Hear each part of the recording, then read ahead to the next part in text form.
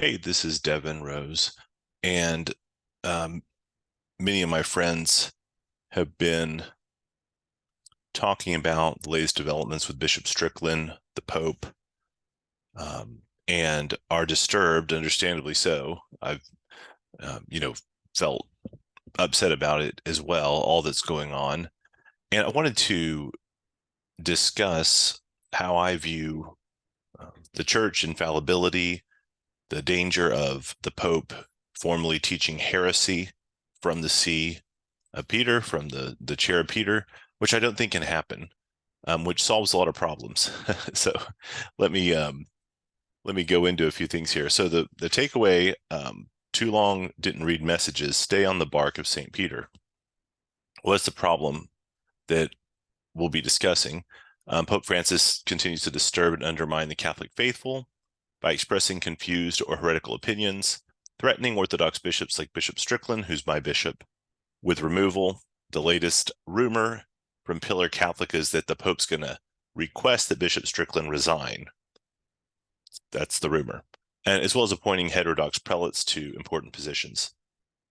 So what are the solutions here? Well, many Catholics understandably are disturbed by Pope Francis' actions. And so you want to come up with something, right, that solves the problem. They have been scandalized. So his actions have scandalized, scandalon, stumbling block to the faithful and those who want to become Catholic. So what are solutions? One, which I won't address here, is that, well, Pope Francis is not and never was the Pope because Pope Benedict invalidly resigned. Okay, so that's a well-known one. I won't address that one here. Now, a relatively new one is Pope Francis was the Pope. So Pope Benedict did validly resign. Pope Francis is the Pope, but now is not the Pope because through formal heresy, he has excommunicated himself. And Father Altman, a few days ago, I think this was at some type of conference, made a video, Bergoglio is not the Pope, where he talks about this. So the basic premise is that he has rejected dogmas from the Ecumenical Council of Trent, therefore he's incurred excommunication upon himself. So we'll talk about that one. And then another solution, not a solution, but introduces other problems is, well, Pope Francis is the Pope and is a heretic, and he's going to force the church into heresy. In other words, he's going to teach heresy formally from the chair of Peter. And so if we are to remain faithful Catholics, we will be the ones in schism. And Mother Miriam, who I consider a personal friend and like very much, I was at her solemn profession of vows, and it was wonderful. She made this clip. This is from her radio show, which is from the Station of the Cross. I then listened to it in podcast form. Bishop Strickland then actually tweeted this video. Now, he was focusing on how your family can live in the light of truth. But one of the phrases that Mother Miriam used here, I think, was she's speaking off the cuff, was a little bit unfortunate. But I'll address what she said about that. When she said that we will be schismatic if we don't go along with this false church that Pope Francis could bring about with the so-called Synod on Synodality. And so do we want to be schismatic? No, we want to stay on the bark of St. Peter. Okay, we don't want to break in schism from the church, right? Caveat here, I'm a nobody. I am a doofus. So I'm a lay Catholic man. I'm not a theologian. I have no degrees in any relevant fields. With that said, so regarding Father Altman's idea that the Pope has excommunicated himself, my first thought on that is that the Pope is the principle of unity of the church. In other words, how do you know you're in communion with the church? It means you're in communion with the Bishop of Rome, the Pope. So asserting the Bishop of Rome has excommunicated himself means he's broken communion with himself, which at best is a tautological argument. I think it's therefore is nonsensical. Like, I don't think that actually makes any sense, and is why it hasn't happened before in all the history of Christendom for 2,000 years. More on that later. Why hasn't God made this situation happen before? Well, what if the Pope did believe and teach formal heresy from the chair of Peter? And Timothy Flanders in 1 Peter 5 actually evaluates that claim and gives a good analysis in this Father Altman Sede, meeting Sede Vacantis. And the takeaway is the question of a heretical pope, a formally heretical pope, has not been definitively resolved. So the closest you can get in history is probably Pope Liberius during the Arian crisis in the 300s. He was under duress. He was probably tortured.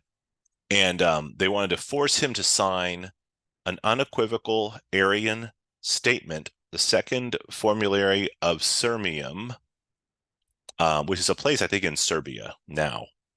And the Arians were going to win. He was going to sign it. It was going to be everything, party on, heresy taught from the chair of Peter.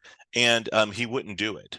So for all of Pope Liberius's failings, and those have been clearly wrangled out and talked about and discussed for a long time, he did not formally teach heresy from the chair of Peter.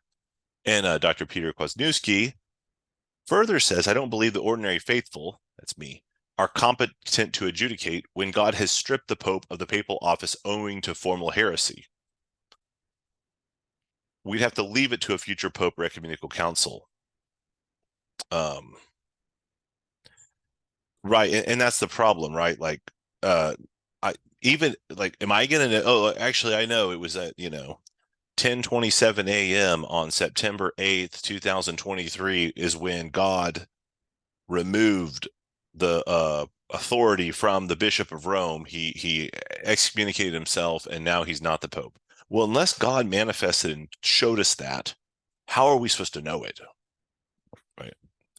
I don't know. I don't know how one would know that, even if it happened. I don't think it will happen. So I don't think the Pope will teach formal heresy. And here's the key. Remember that God has promised to protect his church from error, honor teachings, and faith and morals. That is infallibility. He's also promised the church will never fall away in defectibility. So the church won't fall away, right? Will not in her essence disappear or become something totally different. Won't become a false church. And that's important when we talk about my friend Mother Miriam's statement that Bishop Strickland retweeted. So even if the Pope holds and spouts heretical ideas and opinions, that's extremely unfortunate for himself and for those he leads into scandal. I don't envy him. I don't think he should do that. He's going to face judgment. But God will prevent him from formally teaching those heresies as truth, just as he did Pope Liberius, just as he has times past with many popes, some of whom held heretical opinions. So this is then a mild correction of what Mother Miriam said, because no Catholic should ever break in schism or have to contemplate breaking in schism. Because of the church's infallibility, we have complete confidence God will never let the church formally teach error. Therefore, there will never be some false church masquerading as the true church, and therefore forcing us into schism if we remain faithful. It won't happen. It can't happen. It's like saying, can God make a rock so big he can't lift it? Right? It won't happen. And so there's no sense in contemplating what if it did happen. So don't contemplate what if it did happen. Pope Francis might try to make it happen, but God will thwart those schemes. I believe it. I'm a convert from atheism by way of evangelical Protestantism, and this is one of the hills I'm happy to die on because Christ has promised it. I have complete confidence in his promises. So don't follow the Pope's opinions when they go against the unchanging teachings of the church. This came up in discussion with other faithful Catholic men here. That's the sensus fidelium. The people know, the faithful know when even the Pope or a bishop or priest is spouting something different from the unchanging teachings of the church. And don't despair or lose hope, because God will protect his church from error fundamentally. Okay, that's all. God bless.